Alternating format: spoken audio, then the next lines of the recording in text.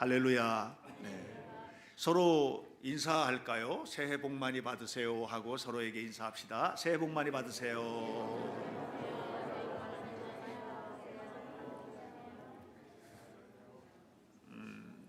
새해 복 많이 받으세요라는 말, 이스라엘은 새해가 음력으로 7월 1일입니다. 우리 음력으로 말하면 8월 1일이라고 보시면 되는데요. 날이 이제 새해입니다. 새해가 되면 인사합니다. 샤나 토바 하고 인사합니다. 샤나 토바. 이게 이제 우리말로 하면 새해 복 많이 받으세요라는 말입니다. 한번 인사해 볼까요? 샤나 토바. 우리 김대인 장로님이 샤나 토바 했더니 자꾸 사라포바가 생각난다고 그렇게 이야기를 하셨습니다. 샤나 토바라는 말은 당신의 이름이 올해도 하나님의 생명록에 기록되기를 바랍니다, 이런 뜻입니다. 그런데 이 사람들은 새해가 되면 하는 일들이 좀 있는데요, 몇 가지 일들을 합니다. 어제 잠깐 우리 송년감사예배 때는 소개했는데 그런 것 말고 먹는 것과 관련해 가지고 특별한 일을 합니다. 그건 뭐냐면 사과를 꿀에 찍어 먹습니다.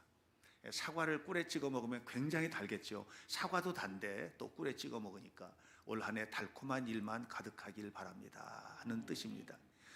그리고 이 사람들은 이제 그때가 되면 여러 가지 열매들이 나오는데 그 중에서도 석류가 굉장히 많이 익어서 석류가 뭐 길거리에서도 많이 팔고 하는데요, 석류를 쫙 쪼개면 그 안에 알갱이들이 굉장히 많잖아요.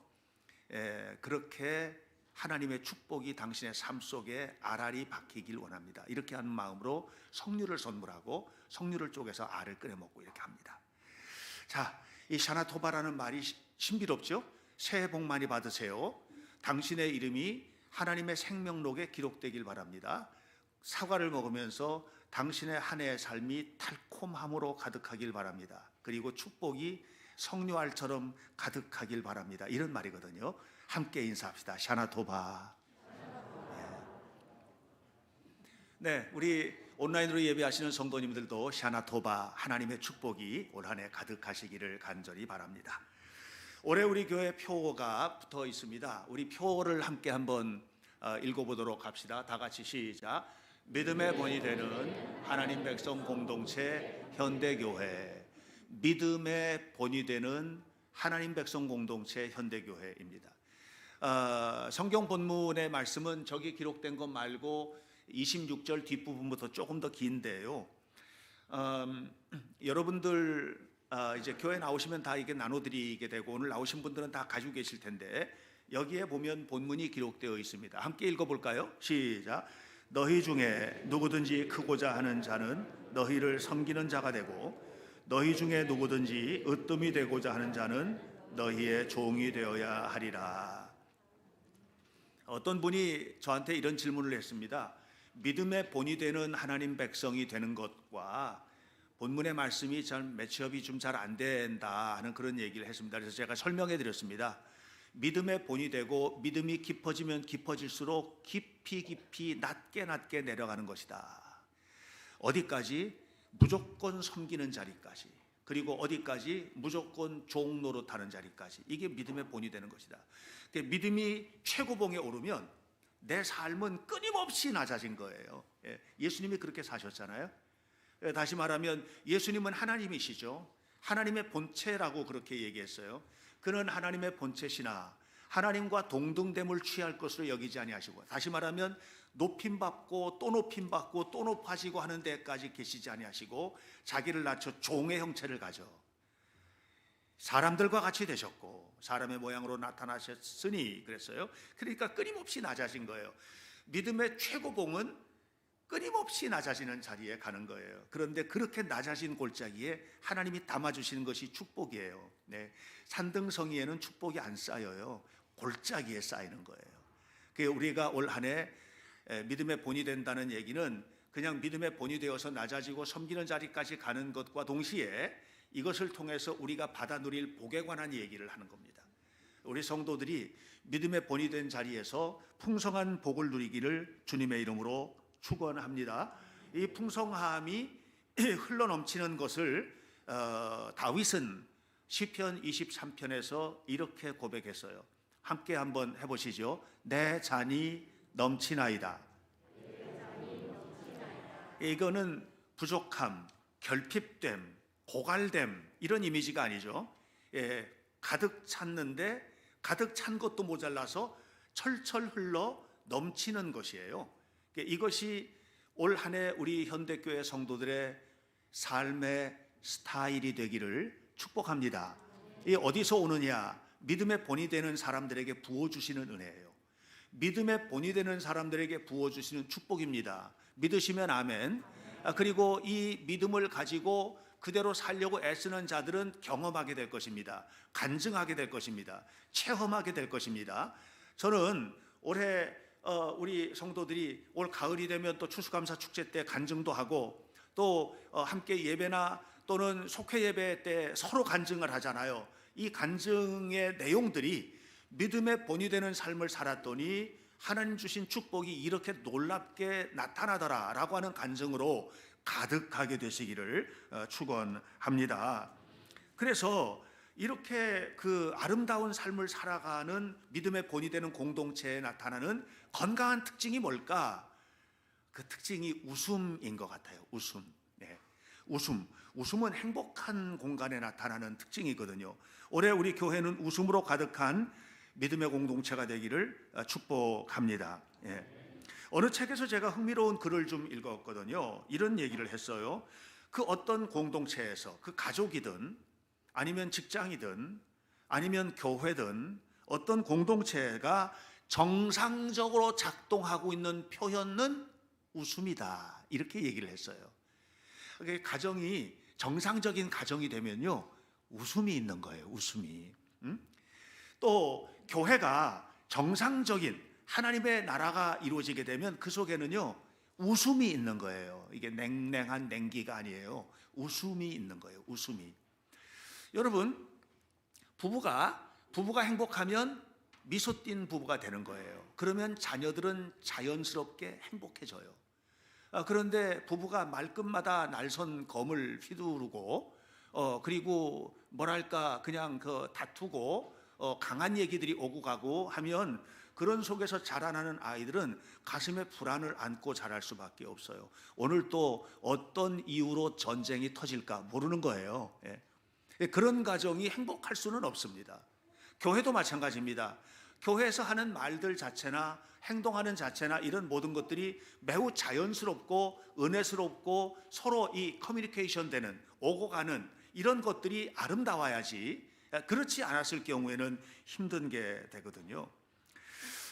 믿는 사람들은 당연히 맺어야 되는 열매에 대해서 갈라디아서에서 사도 바울이 이런 얘기를 합니다. 갈라디아서 5장 22절에서 사도 바울이 당연히 맺는 열매가 있다는 거예요. 사랑, 희락, 화평, 인내, 자비, 양선, 충성, 온유, 절제. 이게 이제 열매라는 거예요. 열매. 사랑의 열매. 이게 믿는 사람들은 잘 믿으면 믿음의 본이 되면 당연히 맺어지는 거예요. 사랑, 희락, 화평. 어떤 사람이 사랑의 열매는 맺는데 인내의 열매는 없고 이건 아니잖아요. 한 열매 안에 새콤달콤한 게 다 있는 거예요. 그러니까 이 9가지 열매는 하나님을 잘 믿는 사람들에게 한꺼번에 나타나는 현상이지 뭐 사랑이 맺어지고 그러고 난 다음에 기쁨의 열매가 오고 그 다음에 기쁨 다음에는 그 다음에 뭐야 사랑, 희락, 화평이니까 평화로구나 이게 아닌 거예요. 이 한꺼번에 이런 열매들이 나타나게 되는 것이죠. 이런 사람이 만나는 사람들에게는 뭐가 전염되느냐? 웃음, 미소, 행복 이런 것들이 자연스럽게 나타나게 되는 겁니다. 저는 우리 현대교회 성도들이 이런 열매를 맺어지길 바라요. 그러니까 결국은 중요한 게 뭐냐면 마태복음 7장에 보면은 열매에 관한 비유 얘기를 예수님이 하시거든요. 이게 어떤 나무냐? 이게 가시나무냐? 엉겅퀴 나무냐? 그 알려면 그냥 그 열매 보면 안다. 어떻게 가시나무가 좋은 열매를 맺겠느냐? 저 좋은 열매가 좋은 나무가 나쁜 열매를 맺지 않지 않느냐? 그러니까 열매를 보면 그 나무를 알게 되는 거야. 이렇게 예수님이 말씀을 하셨어요. 우리 동네에도 나무가 많아요. 과일 나무들이 사과나무도 있고요. 조금만 걸어가면 배나무 밭도 있고 복숭아 나무 밭도 있거든요. 요즘에 여러분 한번 나가보세요. 이렇게 좀 나가보면 길거리 이제 근처에 이런 나무들 보면 이게 배나무인지 복숭아 나무인지 여러분 분간하실 수 있겠어요? 잘 몰라요. 저도 잘 몰라요. 예, 잘 몰라요. 그런데 단박에 알아차릴 수 있는 날이 와요. 언제입니까? 가을에 열매 맺는 때. 그렇죠? 가을에 열매 맺는 때. 복숭아 나무 열매인 거 보면 복숭아 나무죠. 사과 열매 맺은 거 보면 사과 나무죠. 여러분 아셔야 돼요. 성령의 사람은, 믿음의 사람은, 은혜의 사람은 당연히 열매를 맺는 겁니다. 당연히. 그의 얼굴에는 미소가 떠나지 않고요. 예? 그리고 그의 삶에는 아름다운 성품들이 나타나는 겁니다. 당연히 그렇게 되는 겁니다. 저는 오늘 우리 현대교회 이제 출발점인데 1월 1일 출발하는 오늘 우리 이제 결심해야 돼요. 올 한 해 많이 웃자. 우리 만나는 곳들마다 웃음이 가득하자. 예, 우리 성도들의 가정에는 문 열고 들어가면 웃음소리가 폭발하고, 그리고 우리 예배당 교실마다 방마다, 예, 방마다 들어가면 옹기종기 모여서 웃는 일들이 많고, 이런 공동체가 뭐예요? 믿음의 공동체. 여러분 모두가 다 믿음의 공동체를 아름답게 만들어갈 수 있기를 주의 이름으로 축복합니다. 웃음은 어디서 오느냐 하면 따뜻한 마음에서 나오는 겁니다. 예, 따뜻한 마음이 있으면 웃음이 나오는 거예요. 열매예요. 마음이 씨앗이라면 행동은 열매거든요. 여러분들 모두가 다 그래서 늘 예수 그리스도의 마음을 품고, 다시 말하면 따뜻한 마음을 품고, 전에 말씀드렸잖아요. 덤프트럭으로 한 트럭 되는 씨앗을 갖다가 지금 밖에다 뿌려도 싹 하나도 안 납니다. 왜요? 영하 10도잖아요 밖에가. 영하 10도 된 땅에서 무슨 싹이 납니까? 안 나요. 봄이 되면 안 갖다 뿌려도 막 올라와요. 왜요? 예, 따뜻하지 않습니까? 여러분의 마음이 따뜻하기 바라고, 여러분의 가정이 따뜻한 공간이 되길 바라고, 늘 그렇게 살아서 하나님을 믿는 우리 교회가 1년 내내 웃음소리가 끊이지 않는 믿음의 공동체 되기를 축복합니다. 자, 이런 삶을 살려면 우리의 궁극적인 목표가 좀 수정돼야 될 필요가 있어요. 자, 우리가 예수님을 믿고 믿음으로 살면, 믿음으로 사는 삶의 궁극적인 목표를 어디다 두느냐면 천국 가는 거, 이렇게 생각을 하거든요. 그래서 전도를 할 때도 이런 전도를 주로 이제 하게 됩니다. 예수 믿고 천국 가세요, 이렇게. 그러니까는 예수를 믿는 목적이 뭐냐면 천국 가는 거예요. 천국 가는 거. 예. 또 예수 믿고 축복 받으세요, 그럽니다. 그러면 예수 믿는 목적이 축복 받는 거예요. 예. 예수 믿고 건강하게 사세요. 예수 믿고 행복하게 사세요. 예수 믿고 변화되세요. 예수 믿고 생명을 누리세요. 예수 믿고 우리의 삶의 모든 부분들을 변화시켜야 됩니다. 이렇게 얘기하는 얘기를 별로 들어보지를 못했어요. 목표가 뭐냐면 천국 가는 것이고 축복받는 거예요. 과정이 생략돼 버렸어요. 과정이. 우리가 궁극적인 목적은 천국 가는 거 맞아요. 예수 믿으면 우리 모두 다 천국 가는 거예요. 그러나 여러분, 목표를 조금 좀 수정해 봅시다. 한 걸음 한 걸음 가는 걸음을 건강하게 가도록 우리가 그 삶의 과정에 좀 목표를 두고 오늘은 어떻게 살까? 내가 예수님을 믿는 믿음으로 어떻게 살아야 되겠다 하는 이런 생각들. 내가 오늘 직장에서 어떻게 직장 생활을 해야 되겠다. 오늘 나는 하루를 살아갈 때에 사람을 만날 때 적어도 이렇게 말하고 이런 태도로 살아야지. 내가 어떤 사람을 만나든지 우리의 삶의 모든 부분에 있어서는 주님의 은혜가 나타나는 이런 모습으로 살아야 되겠다라고 하는 이런 태도를 가지고 우리가 살아가자는 거예요. 그러니까 목표가 저 까마득한 미래에 아직 오지도 않은 저 축복의 자리가 아니라 우리 삶의 발자국을 목표로 삼고 하나님 앞에 한번 살아보자는 얘기를 하는 거예요. 여러분, 우리가 구원받았다는 것은 뭘 말하냐면, 구원받는다는 것은 도덕적으로 살게 되었다라든가 아니면 윤리적으로 살게 되었다라든가 이런 문제가 아닙니다. 여러분 보세요. 우리 교회 안에는 지금 예수 믿는 사람들이 가득 차 있는데, 지금 위아래 다 우리 다 예수 믿는 사람들이잖아요. 그 예수를 믿었다는 얘기는 주님과 생명의 관계가 회복됐다는 거예요. 도덕적인 사람이 됐다는 게 아니에요. 예. 윤리적으로 완성됐다는 얘기가 아니에요. 교회 나오면 천사 같은 사람들 만날 거라고 착각하지 마세요.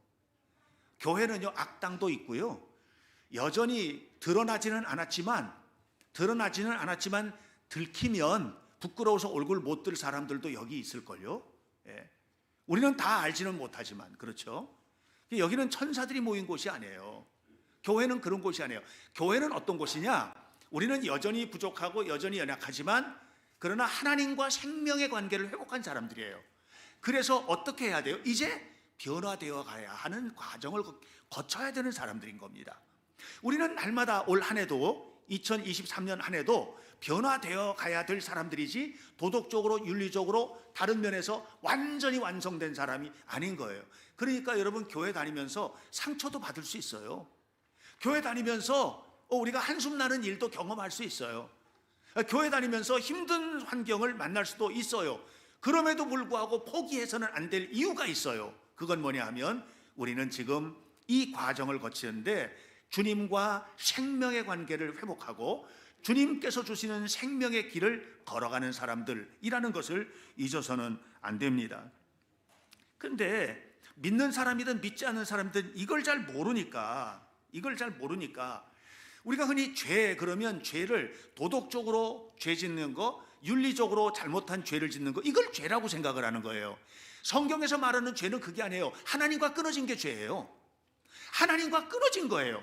그랬기 때문에 거꾸로 나가는 거예요. 하나님과 끊어져 있기 때문에 세상적인 것들도 죄를 죄로 모르고 부끄러운 걸 모르고 살아가는 거예요. 이게 죄의 결과거든요. 그러니까 나타나는 여러 가지 현상들, 뭐 사기치고 못된 짓 하고 간음하고 하는 이런 모든 죄는 뭐냐면 이게 그걸 죄 질 때 죄라고 생각하고 죄 짓는 사람이 없어요.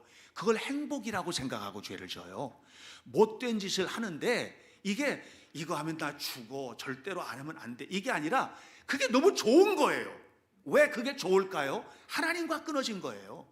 하나님과 끊어진 것이 문제인 겁니다. 그래서 우리가 예수님을 믿고 회복이 되었다는 것은 하나님과의 관계가 회복이 되었기 때문에, 하나님과의 관계가 회복되니까 이제 드디어 죄가 죄로 보이는 거예요. 우리가 예수님을 믿으면서도 죄를 지을 수 있어요. 근데 전에는 안 부끄러웠어요, 그게. 근데 그게 부끄러워지기 시작하는 거예요. 그래서 이러면 안 되지, 이렇게 한 걸음씩 한 걸음씩 주님을 향해서 걸어가게 되는 것입니다.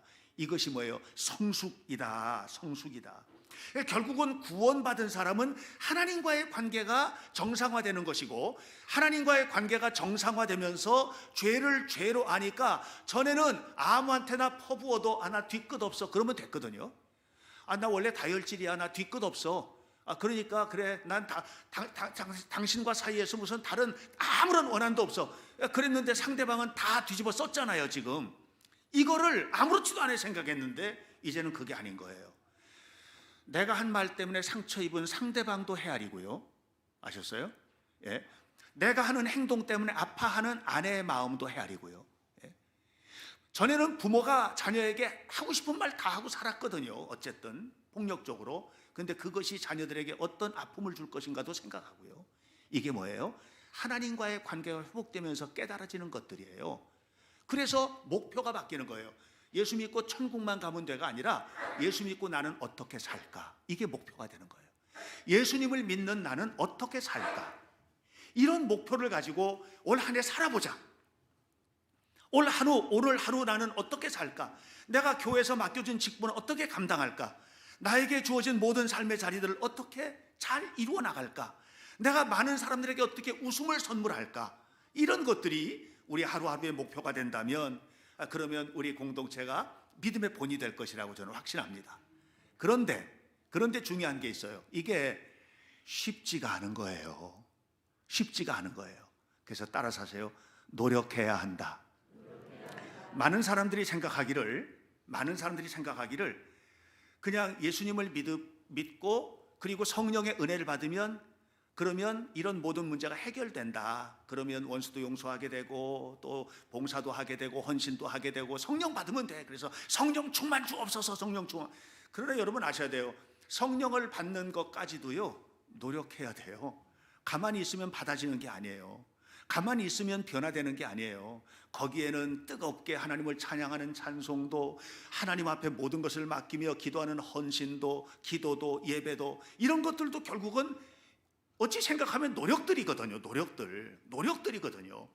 그러니까 우리가 노력해야 되는 거예요. 노력하는 결과, 최선을 다해서 말하는 것도 노력해야 돼요. 그래서 뭐가 생겨야 되느냐면, 따라서죠, 말버릇. 이게 생겨야 돼요. 버릇이 되는 거는요, 하루아침에 되는 게 아니거든요. 여러분, 말도 버릇이 있어요. 버릇은 어떻게 생기느냐 하면 습관이거든요. 계속해서 하는 말이 그 사람에게 말버릇이 돼요. 그리고 이것이 그 사람에게 좋은 말버릇이 될 수도 있고 나쁜 말버릇이 될 수도 있거든요. 노력해야 된다. 그래서 건강한 노력을 하고, 이 건강한 노력들이 하나의 내 삶에 자연스럽게 저절로 배어나오는 습관이 될 때, 그때 여러분, 우리 공동체가 아름다운 공동체가 되는 거예요. 그래서 이런 건강한 습관이 되기까지 우리의 단계가 필요한데, 출발은 뭐냐 하면 하나님의 말씀이에요. 하나님의 말씀이 기준이 돼야 돼요. 여러분, 신앙생활 하면서 여러분 가끔 어떨 때는 어떤 목사님이 그랬는데, 어떤 장로님이 이렇게 말씀하셨어. 그 기준이, 어떤 목사님이 기준이 되고, 우리 목사님, 여러분의 목사님 박행신 목사가 기준이 되는 게 아니고, 그게 아니라 하나님의 말씀이 기준이 되게 하는, 하나님의 말씀이 언제나 내 삶을 결정짓는 중요한 기준이 되도록 하는 이 삶을 우리가 실천해야 돼요. 그러려면 성경도 읽어야 되잖아요. 성경을 모르면 안 되지 않습니까? 올해 우리 교회에서 성경 읽기 다시 시작하잖아요. 아직 신청 못하신 분들은 큰 사모님한테 신청하세요. 그래서 성경 읽기 하세요. 지금 60명 넘게 신청하셨다고 하는데 더 많이 하세요. 더 많이. 성경을 읽어야 돼요. 성경 읽는 거를 쉬지 마세요. 너무 힘드니까 조금 쉬었다 하겠다, 그러지 마세요. 계속해서 하세요. 읽어야죠. 밥 먹는 게 힘들다고 이틀쯤 3일쯤 굶고 쉬고 이런 사람은 없잖아요. 그러니까 힘겹게 한다는 것은 무슨 말이냐면 노력하는 거예요. 이런 노력의 결과는 뭐냐면 열매로 오는 겁니다. 여러분, 아무리 좋은 나무라도요, 저절로 맺는 열매는 없습니다. 농부의 손길이 가야 하고 딱 그런 거거든요. 말씀을 읽는 것이 출발이다. 그리고 두 번째는 뭐냐면 감동. 따라서요, 감동. 말씀을 읽었다면 이 말씀을 알고 있는 지식이, 어떤 사람은 말씀을 많이 아는데 이 지식을 가지고 그냥 이 사람은 왜 그렇게 말씀에 그게 아닌데 평가하고 판단하고 선긋고, 이게 아니에요. 감동은 뭐냐면 말씀대로 사랑하고, 말씀대로 품에 안고, 말씀대로 끌어가고, 말씀대로 이해하고, 그렇게 하는 거예요. 그리고 나는 엄격하게 말씀의 잣대를 나에게 들이대서 하나님의 말씀에 어긋나는 부분들을 나에게 적용하고, 남에게는 말씀이 말하는 끝까지 포용하고, 이게 감동이거든요. 이 감동이 필요해요. 이 감동이. 사도행전 2장을 보면 초대교회의 모습이 나오는데, 이 초대교회 사람들이 어떻게 했느냐면 예수님이 가르쳐준 대로 살았어요. 그랬더니 사도행전 2장 마지막 절에 뭐라고 그랬어요? 이렇게 얘기해요. 모든 사람이 칭찬했다. 초대교회는 엄청 핍박을 많이 받았어요. 막 핍박을 하는 거예요. 핍박을 하는데 핍박을 막 하다가 가만히 생각해 보니까는 그게 너무 우리랑 다르게 사는 거예요. 그래서 칭찬을 하는 거예요. 이 감동이거든요. 감동. 이런 감동을 한번 좀 경험해 보시죠. 올해 하나님의 말씀대로 살아감을 통해서 많은 사람들을 감동시키는, 이런 감동, 이것이 우리 현대교회 올 한 해의 스타일이 되기를 축복합니다. 이런 삶이 계속해서 어렵지만 노력하고 최선을 다하면 이런 믿음의 삶이 뭐가 되냐? 따라서 하세요. 습관. 좋은 습관이 되는 거예요. 믿음의 습관이 되는 거예요. 믿음의 습관. 하나님의 말씀대로 사는 게 그냥 습관이 되는 거예요. 힘들어도, 어떤 사람이 힘들어도 노래를 불러요. 막 찬송을 부르는 거죠. 이게 습관이에요. 습관에서 배어 나오는 것들이에요. 어떤 문제가 생기면 나 오늘 교회 가야 돼. 왜? 내가 조금 좀 힘든 일이 있어. 힘든 일이 있으면 친구 찾아가고 뭐 누구 찾아가고 어디 가서 상담하고 이게 아니라 예배당 찾아 뛰어오는 이게 습관이거든요. 습관. 주일이 되면 어디예요? 예배당 가서 예배하는 게 습관이 되는 거예요. 이게 한 번에 되어지는 게 아니에요. 여러분 자녀들도 예배당 가서 하나님의 말씀을 배우고 주일학교를 가고 청소년기를 거치고 청년회 하고 이것들이 습관이 돼요. 습관이. 이게 거룩한 습관. 이게 하루아침에 되는 게 아니에요. 그런데 분명히 아셔야 돼요. 습관은 천재성이다. 헤로도토스가 한 말이죠. 습관은 천재성이다. 예.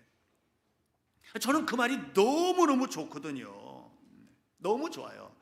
에토스 안드로포이 다이몬. 너무 좋아요. 습관은 천재성이라는 뭐예요? 천재는 그냥 천재가 아니다. 아무리 태어나서 IQ가 200을 넘는 IQ를 가졌어도 노력하지 않으면 그 IQ는 사장되는 거예요. 그러니까 결국은 열심히 공부하는 습관, 그게 그 아이를 천재로 만드는 거예요. 운동선수가 최선을 다해서 하고 또 훈련하고 또 훈련하고 또 훈련하고 아주 죽을 만큼 고통스러울 만큼 훈련을 하는 그 속에 뭐가 있냐? 천재성이 나오는 거예요. 운동선수로서의 천재성. 아셨어요? 그 습관은 천재성이다. 우리는 어떤 천재가 돼야 될까요? 믿음 생활을 잘하자. 하나님을 믿는 일을 잘하자. 하나님을 믿는 일을 잘해서 그래서 이 그릇, 준비된 그릇 위에 하나님의 축복이 그냥 켜켜이 담겨서 다윗의 고백처럼 차고도 흘러 넘치나이다. 내 잔이 넘치나이다. 저는 6절이 너무 좋거든요. 6절 시편 23편 6절 이렇게 말합니다. 내 평생의 선하심과 인자하심이 반드시 나를 따르니 내 평생에 하나님이 하루도 빼놓지 않고 하나님의 선하심과 인자하심이 나를 붙들어 주시니 내가 여호와의 집에 영원히 살리로다. 죽어서도 영원히. 내 평생에 하루도 빼놓지 않고 하나님이 함께 하시고 죽어서도 영원히 내 삶의 모든 순간에 하나님이 함께 하시는 이 놀라운 은혜와 축복, 놀랍지 않아요? 이게 누구한테 양보하시겠어요? 제가 어제 그런 얘기했어요. 축복은 양보하지 마라.